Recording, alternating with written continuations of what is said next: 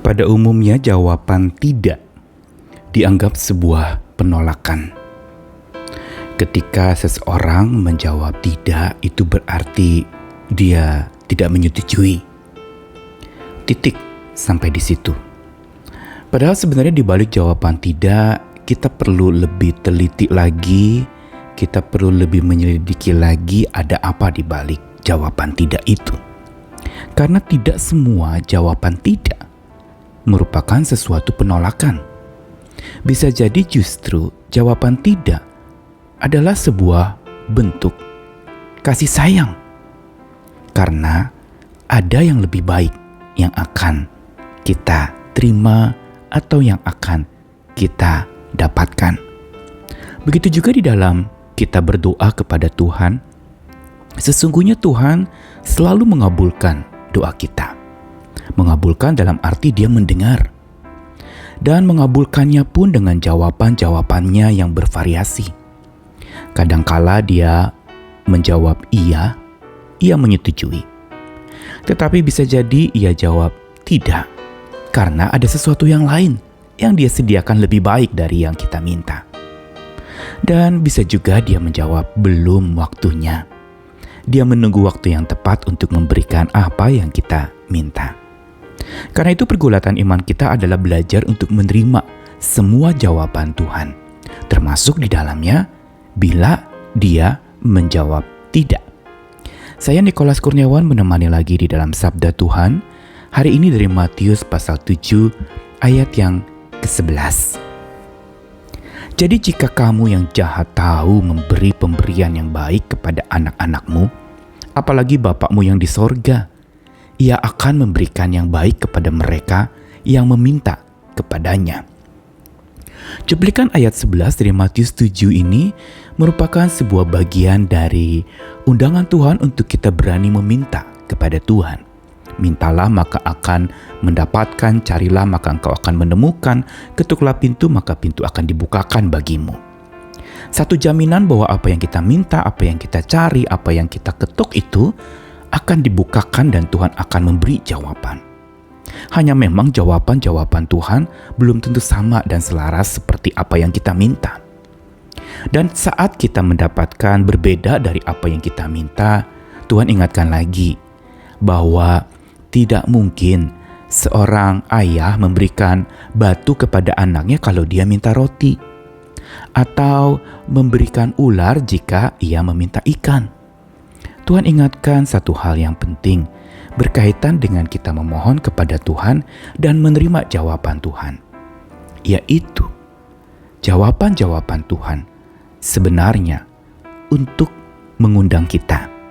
Terkhusus jawaban Tuhan yang berkata tidak atas permintaan kita.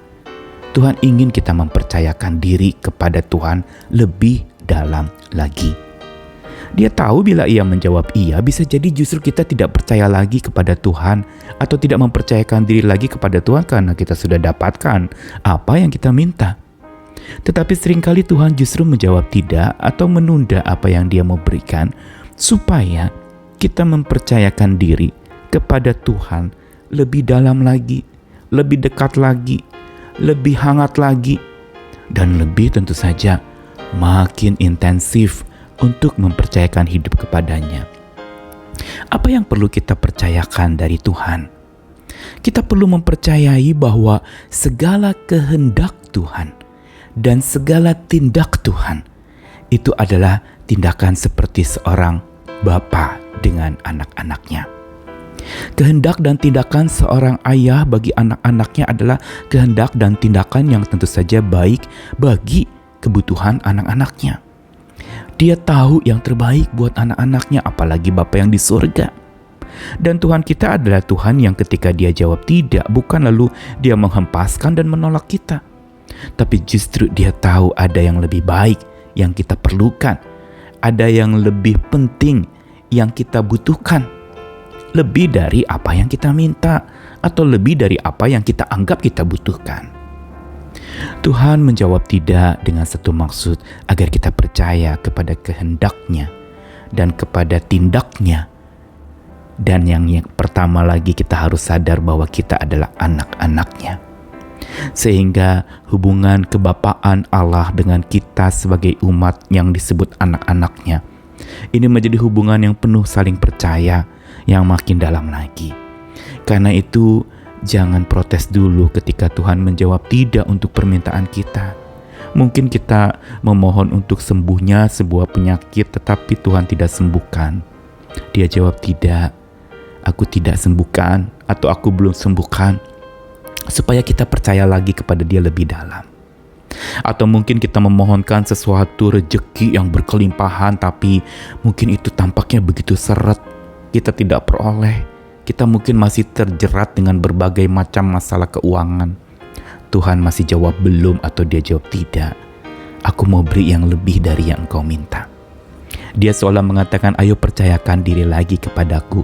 Burung pipit di udara Tuhan pelihara, apalagi kamu anak-anakku. Tuhan ingin supaya hidup kita di dalam berdoa kepada Tuhan makin bertambah percaya kita kepada Tuhan. Bukan berdoa sekedar aktivitas dan memohon serta meminta-minta kepada Tuhan. Tetapi berdoa adalah sebuah bentuk pemercayaan diri. Makanya setiap doa kita perlu tutup dengan sebuah ungkapan keyakinan bahwa biar kehendak-Mu yang jadi, biar tindakan-Mu lah yang terjadi atas segala apa yang aku minta dan aku mohonkan. Dia tahu yang terbaik buat anak-anaknya, yaitu kita semua. Kasih-Nya sungguh menjawab hidup kita. Kasih-Nya justru sungguh akan merangkul kita, dan kasih-Nya sungguh akan memberi kepada kita ketenangan yang sejati. Tuhan mengasihi kita, apapun jawaban Tuhan, terima dan percayakanlah hidupmu kepadanya. Amin.